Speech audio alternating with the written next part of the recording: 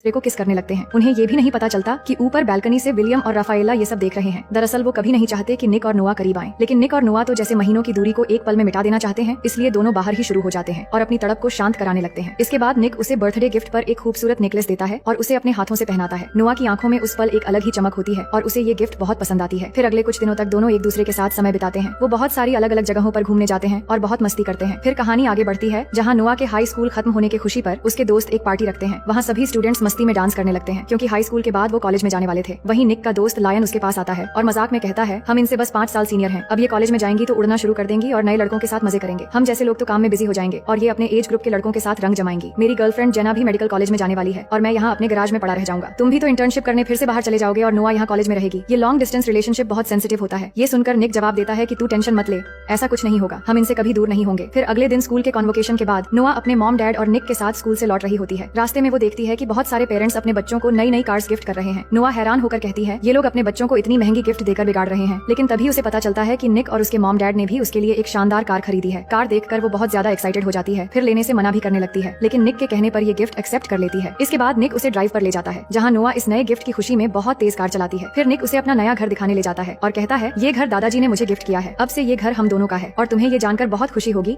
कि मैं इंटर्नशिप करने के लिए अब तुमसे दूर नहीं जाऊंगा और यहीं रहकर इंटर्नशिप करूंगा। और बातें करते करते निक उसे किस करने लगता है और दोनों रोमांटिक होकर धीरे धीरे एक दूसरे के करीब आने लगते हैं। उसी दौरान निक कहता है, आज से हम यहीं पर लिविंग में रहेंगे और हमें कोई भी डिस्टर्ब नहीं करेगा। ये सुनकर नोआ चौंक जाती है और उसे लगने लगता है कि निक उसके प्यार के लिए नहीं बल्कि मजे के लिए साथ रहना चाहता है। उसे गुस्सा आ जाता है और वो ये कहकर चली जाती है कि मैं 18 साल की हो चुकी हूँ और लिविंग के बारे में नहीं सोच सकती। इसके बाद रात का सीन देखते हैं, जहाँ पार्टी में निक अपने दोस्त लायन से कहता है, मुझसे गलती हो गई यार, मुझे नोआ से अचानक ये सब नहीं कहना चाहिए था। वो लिविंग के बारे में सुनते ही मुझसे गुस्सा हो गई है। उधर नोआ भी अपनी फ्रेंड जेना से कहती है, मुझे लगा था निक मुझसे प्यार करता है, लेकिन अब उसकी हरकतें सिर्फ एक ही चीज की ओर इशारा कर रही हैं। इन लड़कों के प्यार में पड़ना बेवकूफी से ज्यादा कुछ नहीं है। पर जेना उसे समझाती है कि देखो नोआ, मैं निक को बचपन से जानती हूँ, शायद वो तुम्हें खोने से डर रहा है और मुझे लगता है कि वो आज भी तुमसे उतना ही प्यार करता है। उसकी मॉम उसे छोड़कर चली गई थी, तब से वो सेंसिटिव मामलों में बहुत डरता है। तुम्हें जाकर उससे बात कर लेनी चाहिए। तो जेना की बात सुनकर वो निक के पास जाती है और दोनों नॉर्मल होने की कोशिश करते हैं। फिर अगले दिन नोआ की मॉम उसे हॉस्टल के रूम दिखाने ले जाती है, जहाँ रहकर वो कॉलेज में पढ़ने वाली है। वहाँ पर वो अपनी नई रूममेट के साथ रहेगी, जिसका नाम ब्रायर है। अब इस ब्रायर के पास्ट को लेकर एक छोटी सी कहानी है जो हमें आगे पता चलेगी। दूसरी तरफ निक अपने डैड के ऑफिस में होता है, जहाँ उसके डैड ने उसकी इंटर्नशिप में हेल्प करने के लिए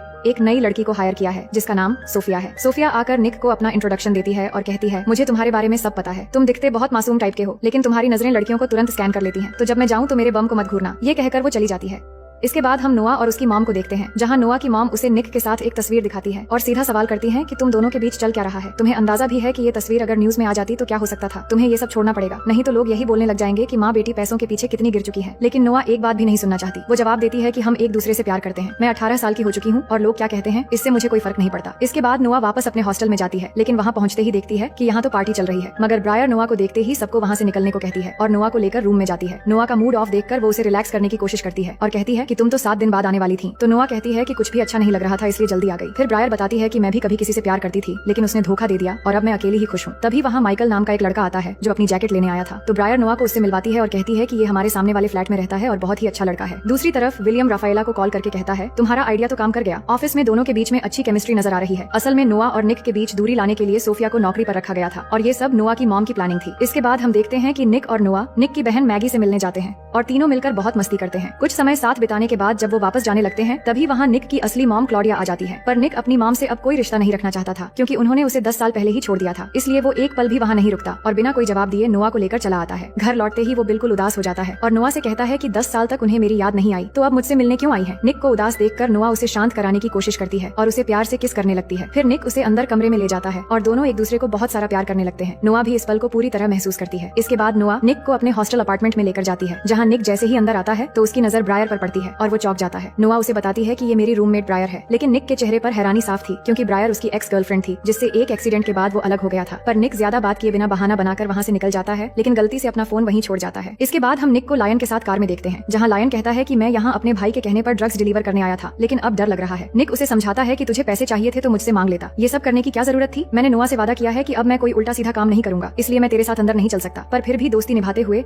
लायन के जाने के बाद वो भी अंदर चला जाता है। वहाँ उनका सामना रॉनी के भाई लूका से होता है, लेकिन तभी हम देखते हैं कि नोआ निक के फोन की मदद से उसी जगह पहुंच जाती है। लूका नोआ को देखकर गुस्से से भर जाता है और कहता है कि तेरी और तेरे बाप की वजह से मेरे भाई रॉनी को जेल जाना पड़ा था। तेरा बाप तो बेरहमी से मारा गया और बदकिस्मती से तू बच गई। ये सुनकर नोआ भी जवाब देने लगती है, जिससे इनके बीच लड़ाई शुरू हो जाती है। लूका के लोग तीनों को मारने की कोशिश करते हैं और बदले में वो भी लड़ाई करते हैं, लेकिन तभी पुलिस पहुंच जाती है और सबको अरेस्ट कर लेती है। इसी दौरान सोफिया केस को हैंडल करके निक और नोआ को छुड़ा लेती है। निक उसे कहता है कि प्लीज ये सब डैड को मत बताना। इसके बाद का सीन थोड़ा सुकून भरा होता है, जहाँ निक नोआ को एक प्यारी सी बिल्ली गिफ्ट करता है। फिर वो दोनों नोआ के अपार्टमेंट में आते हैं और वहाँ नोआ निक के करीब आने की कोशिश करती है। पहले निक मना करता है, लेकिन नोआ कहती है कि ब्रायर अभी बाहर गई है और हमें डिस्टर्ब करने वाला यहाँ कोई नहीं है। ये सुन के निक मान जाता है और दोनों बहुत क्लोज आ जाते हैं और एक दूसरे को प्यार करने लगते हैं। ये सब बस खत्म होने ही वाला था कि ब्रायर वहाँ आ जाती है, जिसे देखकर वो दोनों अनकंफर्टेबल हो जाते हैं और फिर निक को वहाँ से जाना पड़ता है। फिर अगली सुबह निक की मॉम क्लॉडिया नोआ से मिलने हॉस्टल में आती है। नोआ उनसे पूछती है कि वो यहाँ क्या लेने आई हैं, तो क्लॉडिया कहती हैं कि उन्हें निक के बारे में कुछ जरूरी बात करनी है, लेकिन नोआ उनसे कोई भी बात नहीं करना चाहती और उन्हें जाने को कहती है। क्लॉडिया कहती है कि निक को मदद की जरूरत है और अगर तुम सच जानना चाहती हो तो एक बार मुझे कॉल कर लेना। ये कहकर वो चली जाती है। फिर अगले दिन नोआ निक के घर डिनर पर जाती है, जहाँ वो सोफिया से मिलती है, लेकिन सोफिया को देखकर उसे बहुत जलन होती है क्योंकि निक उसके साथ इंटर्नशिप कर रहा है जो उसे पसंद नहीं है। फिर सब मिलकर साथ में डिनर करने लगते हैं, लेकिन नोआ देखती है कि निक और सोफिया एक दूसरे के काफी करीब हो रहे हैं, जो उसे बिल्कुल भी अच्छा नहीं लगता। वो गुस्से में आकर सबके सामने ये कहकर चली जाती है कि निक और वो लिविंग में रहना चाहते हैं। ये सुनकर सब हैरान रह जाते हैं, लेकिन नोआ की मॉम सिचुएशन संभालने के लिए सबको बताती है कि आज ही के दिन नोआ के डैड की मौत हुई थी और तभी से वो रातों में डरावने सपने देखती है, इसलिए कभी कभी ऐसा बर्ताव करती है। इसके बाद निक नोआ के पास जाता है और उससे माफी मांगता है कि वो आज के दिन के बारे में भूल गया था, लेकिन नोआ उस पर नाराज होती है कि तुम मुझसे झूठ बोलकर धीरे धीरे सोफिया के करीब जा रहे हो। तो निक उसे समझाता है कि मेरा और सोफिया का रिश्ता सिर्फ प्रोफेशनल है और मैं सिर्फ तुमसे प्यार करता हूँ। नोआ कहती है कि तुम्हारे डैड तो तुम्हारी शादी सोफिया से करवाना चाहते हैं, तो वो जवाब देता है कि ऐसा कुछ भी नहीं होगा, मैं ऐसा कभी नहीं होने दूंगा और तुम्हें मुझ पर भरोसा करना चाहिए। लेकिन फिर भी नोआ वहाँ से चली जाती है। इसके बाद अगले दिन नोआ क्लॉडिया से मिलने के लिए उसे घर बुलाती है। घर में कोई नहीं था तो वो उसे ड्रायर में रखे कुछ पेपर्स देखने को कहती है। नोआ जब उन फोटोज और डॉक्यूमेंट्स को देखती है तो उसे पता चलता है कि निक के डैड विलियम ने अपनी वाइफ क्लॉडिया पर झूठा इल्जाम लगाकर तलाक लिया था और निक की कस्टडी भी ले ली थी, जबकि सच्चाई ये थी कि निक के डैड पहले से ही नोआ की मॉम के साथ रिलेशन में थे। इसी बीच क्लॉडिया विलियम के रूम में जाकर उसका एक टूथब्रश चुपचाप अपने पास रख लेती है। फिर अगले दिन निक नोआ को मनाने के लिए डिनर पर ले जाता है और अपने हाथ पर बना नोआ के नाम का टैटू दिखाता है। नोआ यह देखकर खुश तो होती है, पर कहती है कि तुम्हें ये नहीं करवाना चाहिए था, ये अब हमेशा तुम्हारे साथ रहेगा। इसके बाद दोनों डांस करने लगते हैं, जिस दौरान निक बताता है कि उसे एक केस के सिलसिले में सोफिया के साथ लंदन जाना होगा। तो नोआ कहती है कि ठीक है, मुझे इस पर कोई नाराजगी नहीं है, जिसके बाद दोनों साथ में रात बिताते हैं। अगली सुबह निक और सोफिया लंदन के लिए निकल जाते हैं, जहां निक अपने दादाजी से मिलता है और ब्रायर के बारे में पूछता है। दादाजी बताते हैं कि उस हादसे के बाद ब्रायर 2 साल तक मेंटल हॉस्पिटल में थी और इसमें तुम्हारी कोई गलती नहीं थी, इसलिए टेंशन लेने की जरूरत नहीं है। तभी सोफिया आती है और बताती है कि उन्होंने केस जीत लिया है। ये सुनकर निक खुशी से सोफिया को गले लगाकर एक किस कर लेता है, लेकिन तभी हम देखते हैं कि कोई आदमी इस मोमेंट पर उनके फोटोज ले रहा था। इसके बाद निक घर पहुंचता है और नोआ को बुलाने लगता है, लेकिन वो घर में नहीं थी। दूसरी ओर हम देखते हैं कि नोआ ब्रायर और माइकल के साथ हॉस्टल अपार्टमेंट में पार्टी कर रही होती है, लेकिन कुछ देर में ब्रायर थक जाती है और सोने के लिए चली जाती है, जिसके बाद माइकल भी थोड़ी देर बात करके जाने वाला होता है और इस बीच वो नोआ के करीब आने की कोशिश करता है, पर वो उसे मना कर देती है। लेकिन तभी निक वहाँ आ जाता है और नोआ और माइकल को साथ देखकर गुस्सा हो जाता है। उसे लगता है कि नोआ ने उसके साथ धोखा किया है, इसलिए वो गलतफहमी में उल्टा सीधा बोलने लगता है। नोआ कहती है कि तुम जो सोच रहे हो ऐसा कुछ भी नहीं है, लेकिन दिन ब दिन हमारे बीच गलतफहमियां बढ़ रही हैं, इसलिए हमें शायद कुछ दिनों का ब्रेक ले लेना चाहिए। ये सुनकर निक भी मान जाता है और नाराज होकर वहाँ से चला जाता है। इसके बाद निक अपने काम में बिजी हो जाता है, पर सोफिया को देखते हैं जो निक को मन ही मन पसंद करने लगी थी और इस दौरान माइकल को मौका मिल जाता है नोआ को इम्प्रेस करने का। फिर एक दिन निक अपने दोस्त लायन के गैराज में जाता है, जहाँ लायन उसे बताता है कि रॉनी जेल से छूट गया है और 2 दिन बाद एक रेस में हिस्सा ले रहा है। फिर वो दोनों फैसला करते हैं कि यही मौका है रॉनी से बदला लेने का, क्योंकि रॉनी ने जब नोआ को किडनैप किया था तो पुलिस ने उसे पकड़कर जेल में डाल दिया था। इसके बाद उनके बीच एक भी कार रेस नहीं हुई थी और अब मौका है रॉनी से फिर से बदला लेने का। वो प्लान बनाते हैं कि वो जेना और नोआ को कुछ भी पता लगने नहीं देंगे, क्योंकि उसी रात निक के डैड ने एक सक्सेस पार्टी रखी है, तो वो रेस जीतकर जल्दी से पार्टी में आकर शामिल हो जाएंगे। इसके बाद वो दिन आ जाता है तो निक और लायन रेसिंग होने वाली जगह पर पहुंच जाते हैं, जहां रॉनी और कुछ लड़के भी इस रेस में हिस्सा लेने वाले हैं। लेकिन तभी वहां पर नोआ भी जेना के साथ पहुंच जाती है और निक को पता चलता है कि रेस में वो भी हिस्सा लेने वाली है। इसके बाद एक लड़की आकर रेसिंग का रूल समझाती है कि रेसिंग के बीच अगर पुलिस आ जाए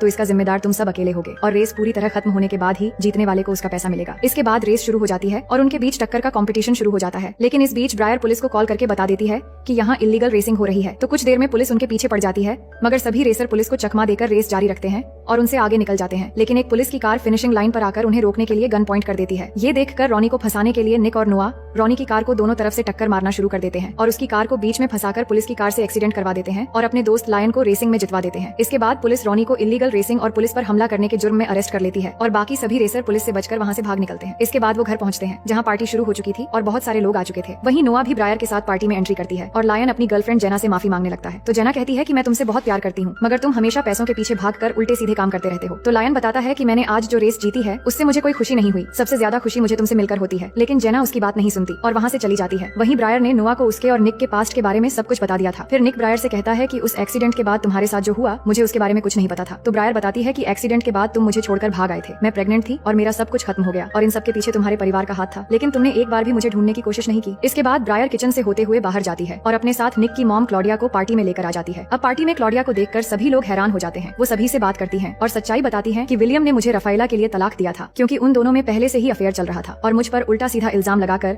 निक को मुझसे दूर कर दिया गया। अब इन सब बातों से पार्टी का माहौल खराब न हो इसलिए वो सब गार्डन में जाकर बात करने लगते हैं। वहाँ विलियम कहता है कि इस परिवार के सारे रास्ते तुम्हारे लिए बंद हो चुके हैं, अब तुम्हें क्या चाहिए। तो वो एक डीएनए रिपोर्ट दिखाकर बताती है कि मेरी बेटी मैगी भी विलियम की ही बेटी है जो तलाक के बाद पैदा हुई थी, इसलिए तुम्हारी प्रॉपर्टी से उसे भी उसका हक मिलना चाहिए। ये सुनकर विलियम पूछता है कि तुम्हें मेरा डीएनए कैसे मिला। वो बताती है मैंने तुम्हारे टूथब्रश से तुम्हारा डीएनए लिया और अब तुम प्रॉपर्टी देने से इनकार करोगे तो मैं तुम्हारे खिलाफ केस कर दूंगी। निक पूछता है कि तुम घर में कैसे गई। तो नोआ बताती है कि मैं इनको लेकर गई थी। ये सुनकर निक उस पर बहुत गुस्सा होता है और कहता है कि तुम्हारी वजह से हमारा पूरा परिवार बर्बाद हो गया है। लेकिन नोआ उसे समझाने की कोशिश करती है कि मुझे लगा कि तुम्हारी मॉम वापस सब कुछ ठीक करना चाहती है, पर निक उसकी एक बात भी नहीं सुनता और गुस्से में जाने लगता है। तो नोआ भी उसे समझाने के लिए पीछे पीछे अंदर जाती है, लेकिन निक अंदर जाकर सोफिया को किस करने लगता है जो देखकर नोआ बहुत ज्यादा दुखी हो जाती है और उसका दिल टूट जाता है।